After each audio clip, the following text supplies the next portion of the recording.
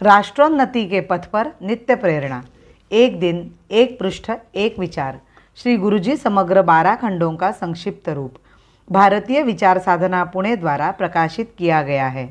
मैं डॉक्टर श्रीमती स्वाति सदानंद गोडबोले इन विचारों के एक पृष्ठ को प्रतिदिन वाचन के माध्यम से आप तक पहुंचाने का प्रयास कर रही हूँ।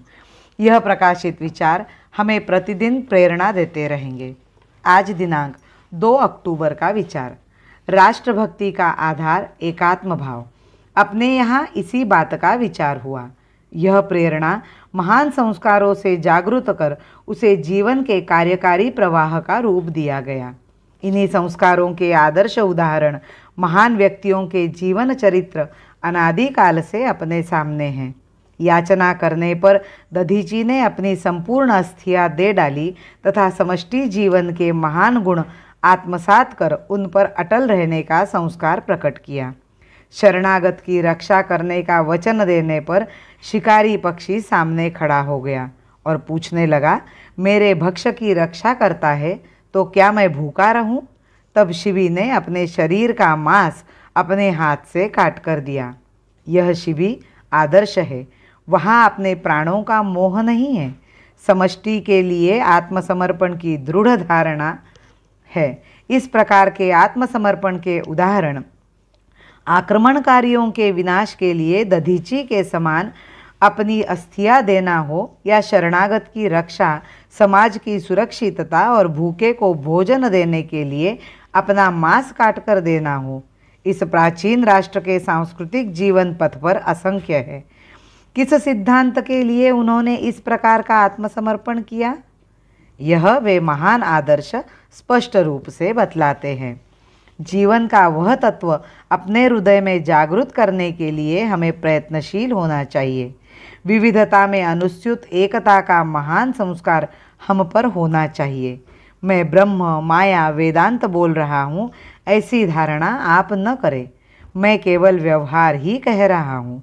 जब तक जीवन व्यापी एकात्मता का सूत्र पहचाना नहीं जाएगा, उसका संस्कार अपने अंतःकरण में दृढ़ नहीं होगा, तब तक संपूर्ण समाज विषयक आत्मीयता में से निर्माण होने वाला राष्ट्रीय वृत्ति का स्रोत किसी भी दबाव के बिना स्वयं स्फूर्ति से प्रवाहित होना सर्वथा असंभव है।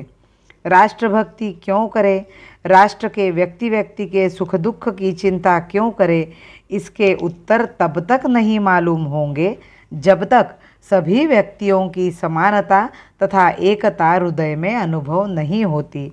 तदनुसार जीवन में परिवर्तन नहीं होता।